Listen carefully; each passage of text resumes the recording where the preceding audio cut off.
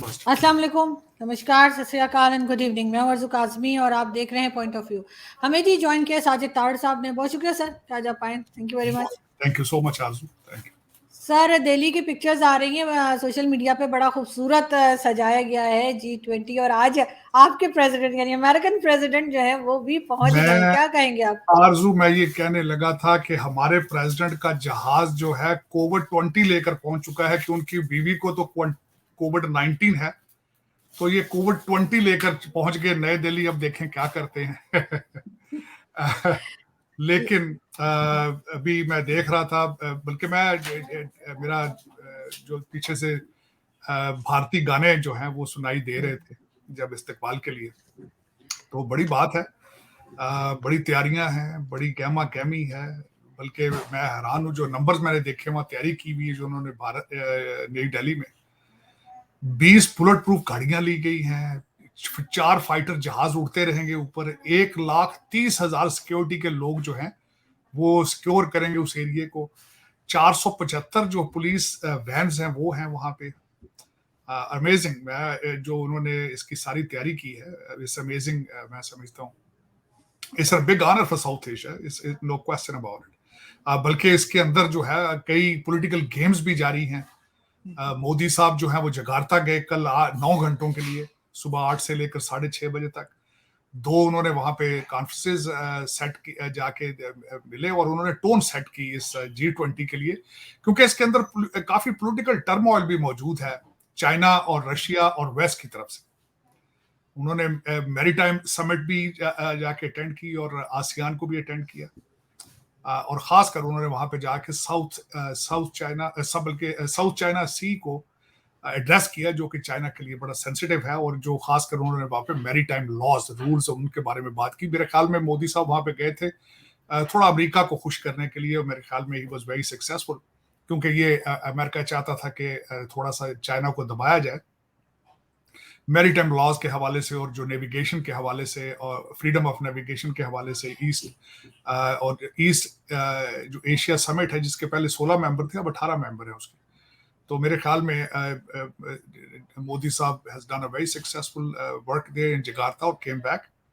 अब देखें आने वाले दिनों में क्या होता है। जो टोन बड़ी अच्छी सेट उन्होंने की है, इसका जो खासकर मोदी जी ने जो वहां पे स्पीचेस दी हैं, उन्होंने उसमें कहा कि 21st century is the Asia century. और हम आफ्टर कोविड जो है इसके ग्लोबल साउथ के हवाले से हम ग्लोबल साउथ की इकोनॉमिक स्टेबिलिटी चाहते हैं। तो उसमें चाइना के प्रीमियर जो आए हैं उन्होंने भी उसका रिबटल किया, और उन्होंने कहा कि please don't become the party in this new bloc, no don't join any bloc का हिस्सा ना बने। उन्होंने भी उसको रिबट किया। अब देखें कि आने वाले दिनों में जो G20 है उसका क्या होता है। एक तो यहाँ पे आपके सुनने वालों में सितंबर 9 से शुरू हो रही है, और इसका स्लोगन जो है वो है one earth one family one future. और इसमें जो एजेंडा है वो ग्लोबल ग्रोथ का है, फाइनेंशियल स्टेबिलिटी का है, और developmental needs of global south. तो सारा फोकस जो होगा ग्लोबल साउथ और इकोनॉमी का होगा, और जो वेस्ट एजेंडा लेके जा रहा है, बल्कि उन्होंने इस पे बातें भी शुरू कर दी हैं, वो एजेंडा यूक्रेन के बारे में लेके जा रहे हैं। और इंडिया, भारत जो है, उन्होंने कहा है कि यूक्रेन की बात जो है वो यूनाइटेड नेशंस में करनी चाहिए। This is not the platform for the Ukraine conflict. तो वो चाहते हैं कि इसमें बजाय यूक्रेन और ताइवान और दूसरे जो हैं उन पे टाइम जाया किया जाए, we need to focus on global south development, stability and needs for development। तो ये एजेंडा है इसका G20 का। देखें प्रेसिडेंट शी पिंग जो है वो नहीं आए वहां पे, अंडरमाइन किया उन्होंने उस वाकई से। G20 के समिट की वैल्यू कम होती है। फिर पुतिन नहीं आए, उससे भी एक और नुकसान हुआ इसके G20 की समिट को। जो प्रिडिक्शन की जा रही है शी पिंग के हवाले से कि उनकी सीनियर लीडरशिप जो है उनको इत्मीनान नहीं है शी पिंग पे, और मे भी ये भी सुना जा रहा है कि पिछले दिनों जो उनके कम्युनिस्ट पार्टी के जो एल्डर्स हैं उनकी मीटिंग हुई है, खुफिया मीटिंग हुई है, और जिसमें उन्होंने अपने अदम एतमाद का इजहार किया शी पिंग के ऊपर। इस वक्त China is suffering not only political and economic crisis, real estate के क्राइसिस हैं। कोविड के बाद चाइनीज इकोनॉमी स्टेबल नहीं हो सकी, उन्होंने कई दफा इंटरनेशनल बिलियनर्स को बुला के उनसे सजेशन लेने की कोशिश की।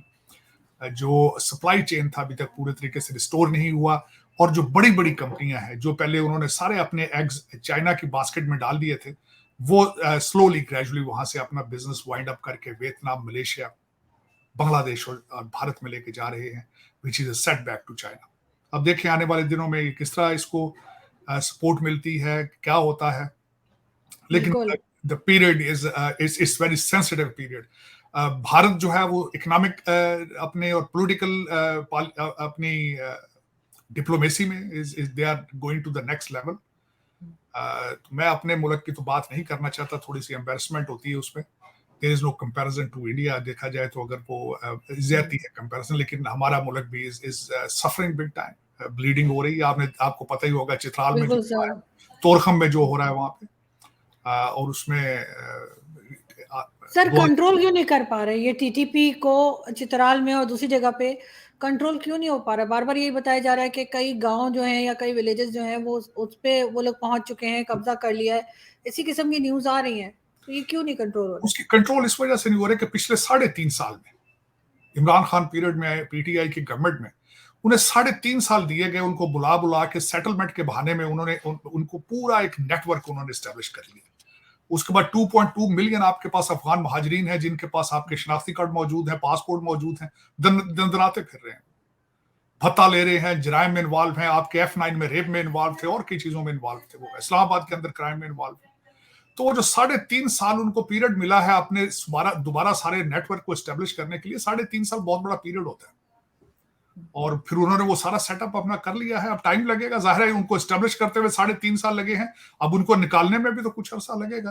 यही सबसे बड़ी वजह है कि हमारा दर हकीकत नेशनल इंटरेस्ट पे तवज्जो नहीं है। नेशनल इंटरेस्ट मैं आज इतना एक दुख के साथ कहूंगा, बल्कि होश उड़ा के रख दिए।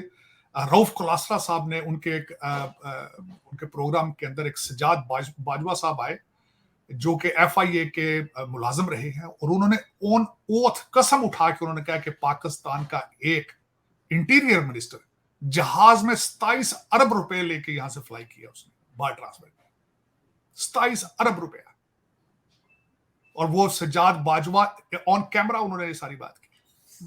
तो आप कह रहे हैं कि उस मुल्क में क्या होगा? आप अपनी जुडिशरी का आज देख लें।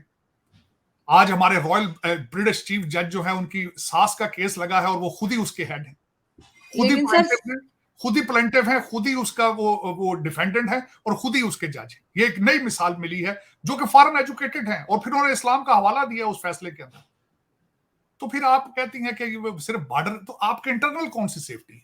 आपके इंटरनल जुडिशरी भी आपकी तो हर चीज कोलैप्स। मेरा मकसद आप देखें आरजू, अब बता रहे हैं, आइडेंटिफाई करें कि फ्लैट डिपार्टमेंट ठीक चल रहा है अगर वो, लेकिन उसमें सर वो करेंगे क्या? सर वो 27 अरब रुपया जो ले गए हैं उसका वो करेंगे क्या? वो किसी बाहर की कंट्री में डॉलर ले जाते तो कोई बात भी थी नहीं, कोई नहीं।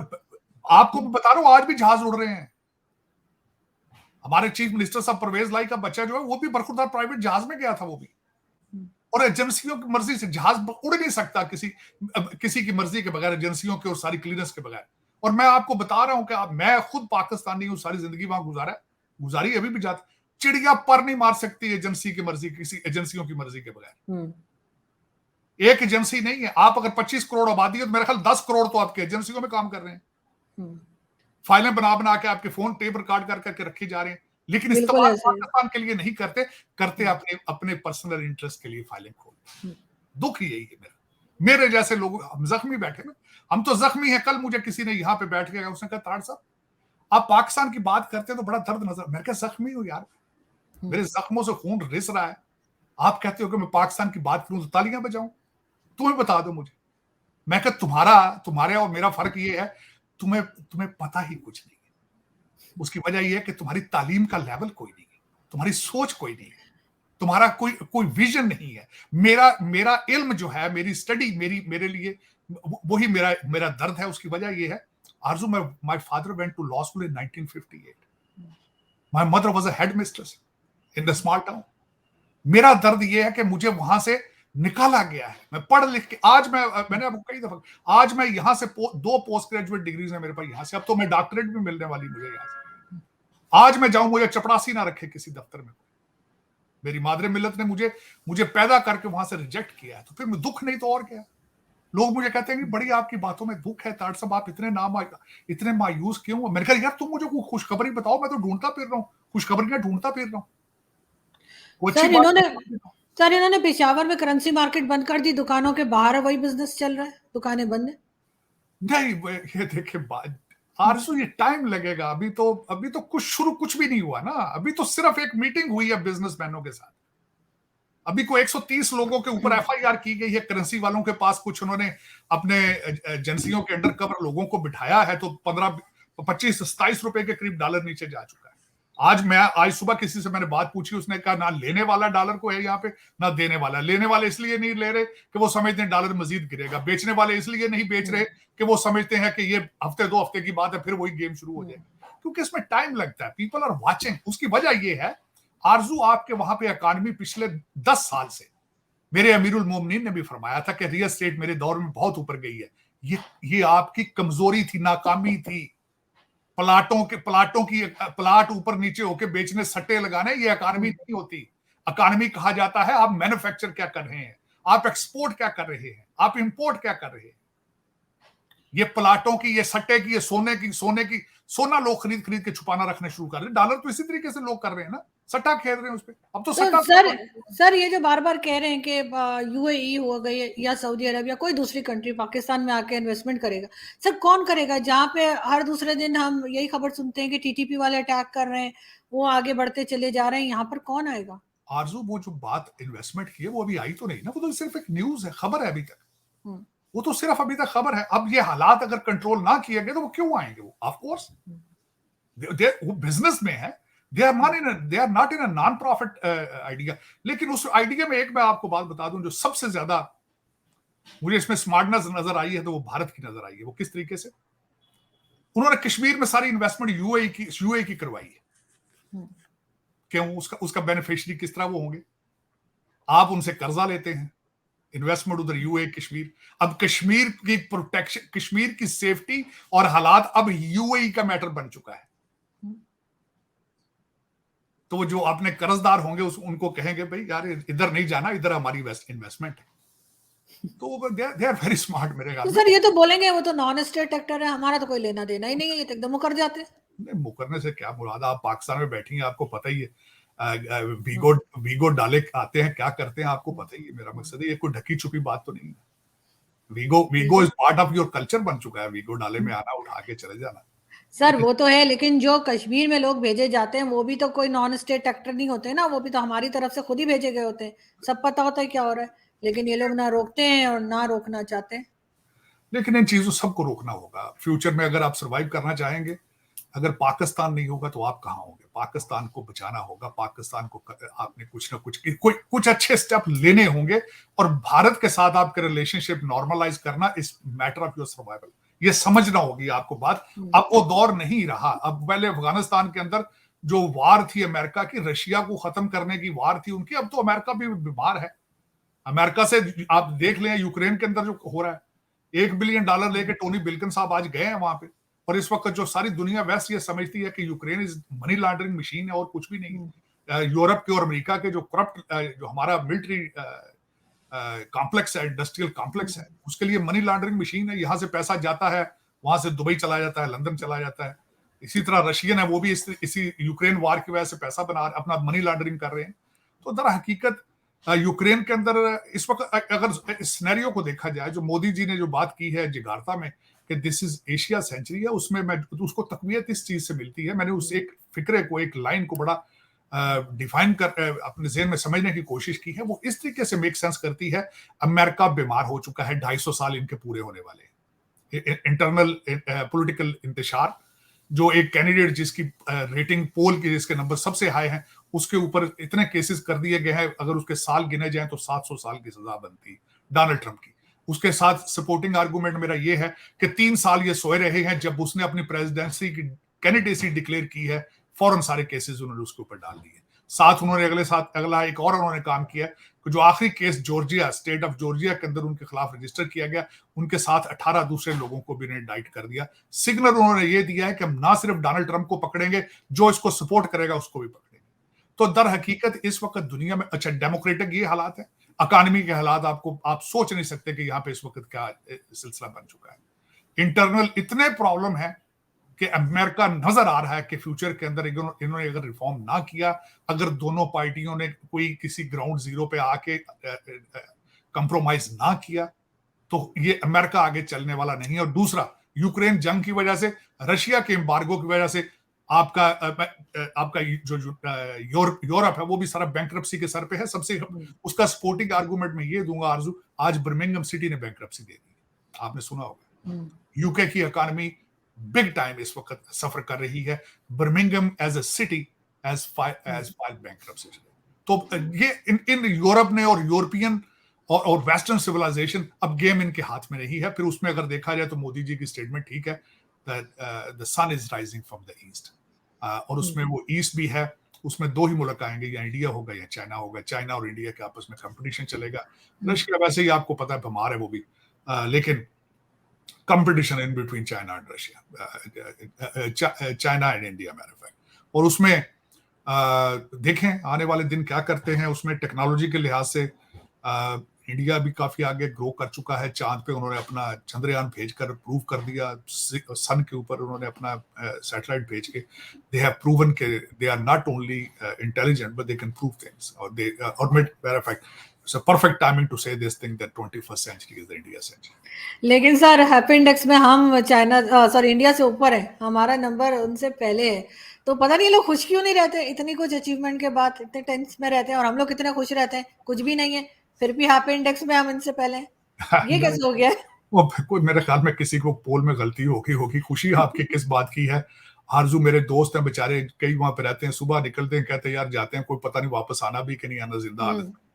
तो गाड़ी में जाना है, जहां गाड़ी खड़ी करते हैं पता नहीं वापसी पे शॉपिंग के बाद गाड़ी होगी भी या नहीं होगी। तो हर बंदे के अंदर मेरे ज़हन में खौफ है। 7 लाख लोग इस साल के पहले क्वार्टर में भाग चुके हैं डिग्रियां लेकर। जो पैदल भागे हैं वो 1 करोड़ के करीब होंगे। ये 7 लाख तो हैं जो वीजे लेकर भागे यहाँ से। तो खुशी होती तो फिर 7 लाख लोग भागते तो ना यहाँ से, अगर खुश होते तो।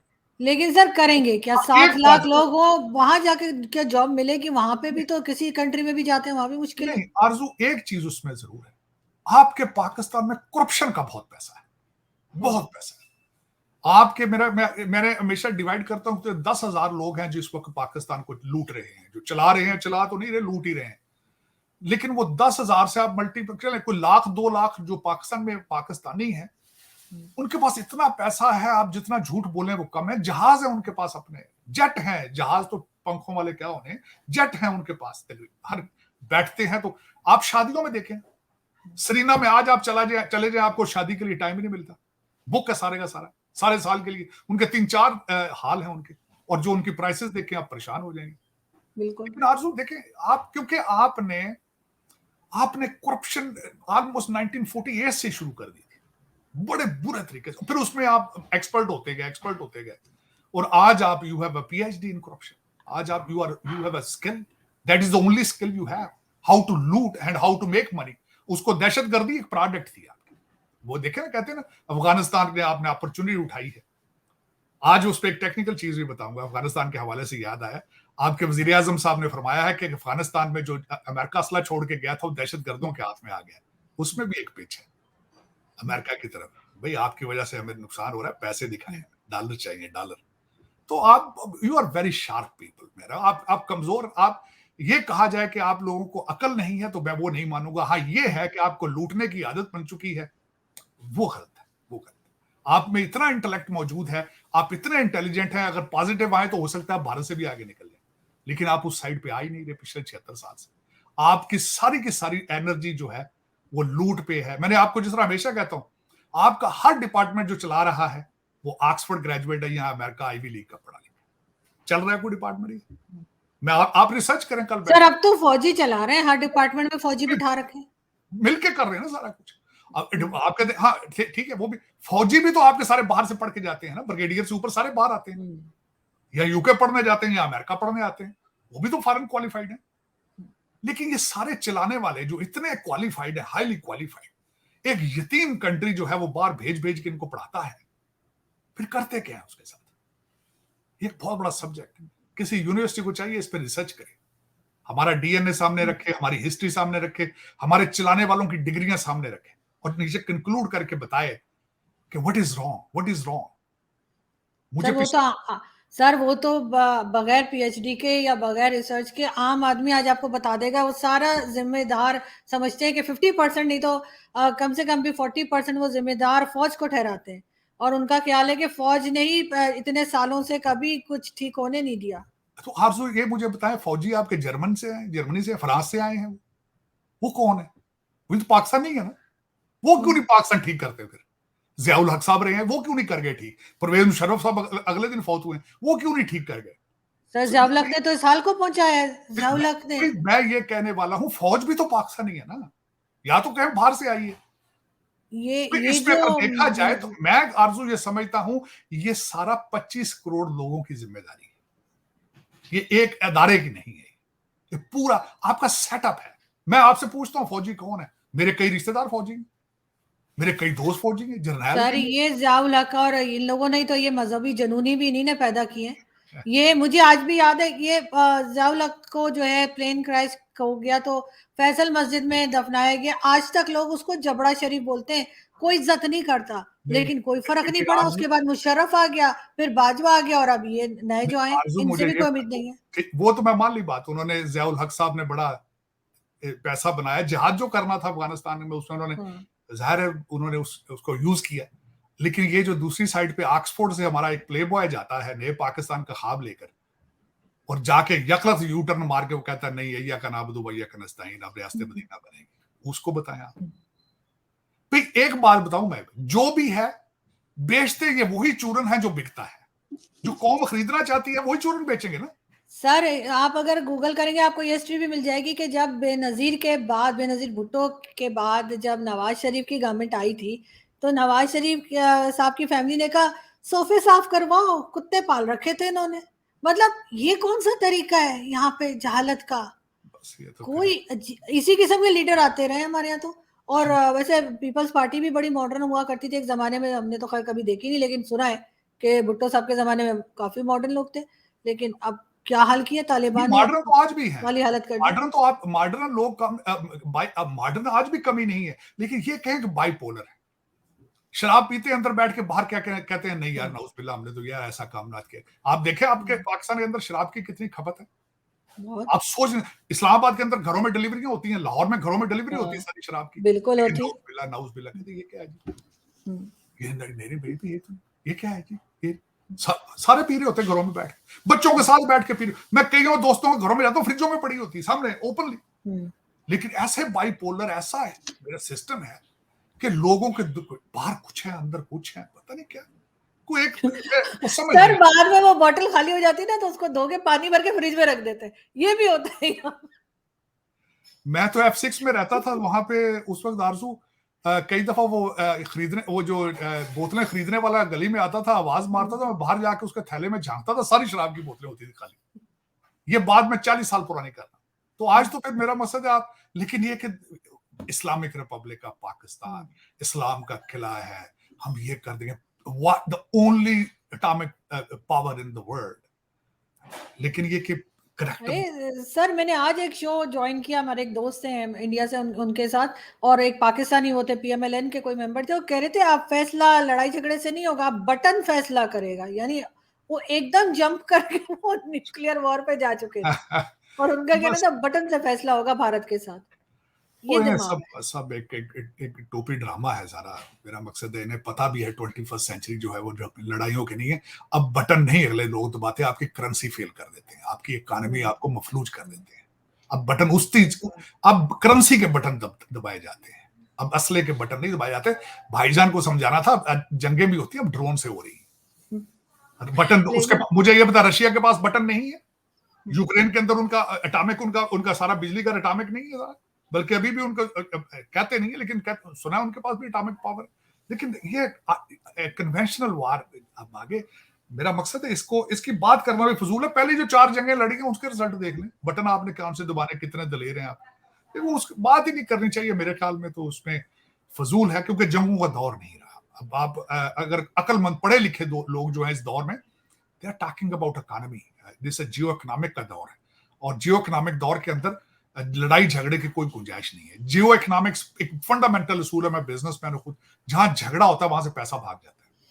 बिजनेसमैन लेकिन सर ये बगैर पैसे के सर ये टीटीपी को कंट्रोल कर सकेंगे? कोई ऑपरेशन लॉन्च होगा? ऑपरेशन लॉन्च होगा, अगर विल होगी तो कर लेंगे, क्योंकि पहले भी इन्होंने ऑपरेशन रद्दुल फसाद किया था, बड़े सक्सेसफुल थे। अल्टीमेटली 7 लाख फौज है, आर्मर और तैयार है, मेरा आर्मामेंट उनके पास मौजूद है। अगर विल की जरूरत, विल देखिए जंगे विल से होती है, असलों से विल होगी तो सफाई हो जाएगी, इसमें कोई शक नहीं। और मैं अभी तक अगर कोई और आर्मी जनरल होता तो शायद मैं इतना पूरा उम्मीद ना होता। Asim Munir, I still have expectation कि he will fix it, not only economy, he will be successfully take care of the TTP as well.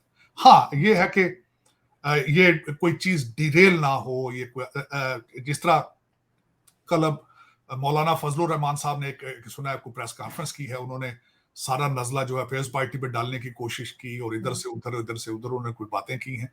उन चीजों को देख के मुझे अफसोस होता है कि बजाय कोई स्टेबिलिटी लाने की बात की जाए, को मैसाके मुआशियत करने की बात की जाए, वो इस तरह की एक दूसरे को बातें करना अच्छा नहीं लगता है। आपकी गलतियां थी, या तो इत्तेहाद छोड़ देते। बड़ी कल एक किसी का मैं एनालिसिस सुन रहा था कि डॉक्टर शमशाद आपकी इकोनॉमिक मिनिस्टर हैं, उन्होंने कहा जी मुझे पता होता तो मैं मिनिस्टर बनती ना। तो भाई आज रिजाइन कर दें आप, किसी ने आपको बांध के रखा कुर्सी के साथ, आप कहें ये नहीं जी मुझे पता नहीं था, आई मेड अ मिस्टेक, ये मेरा रेजिग्नेशन पड़ा है। लेकिन मरात जो आगे गाड़ी भागती है नीली, आगे 2 मोटरसाइकिलों वाले पुलिस वाले भागते हैं, पिछली सीट पर बैठ के बहुत मजा आता है, तो फिर वो छोड़ते भी नहीं है। बिल्कुल ऐसा ही है सर। लेकिन सर हाल बहुत खराब है, और खास तौर पे इकोनॉमी तो खैर थी, अब लोग टीटीपी से भी बहुत खौफजदा हैं, इसलिए कि वो भी कंट्रोल में नहीं हो रहे। होना तो चाहिए, देखें, होना चाहिए। रात के 4 बजे, यहाँ वीडियो मैंने देखी है उनकी, रात के 4 बजे उन्होंने चित्राल के अंदर जो ऑपरेशन किया है टीटीपी ने, मैं खुद अगर पाकिस्तान में होता तो मुझे फिक्र होती।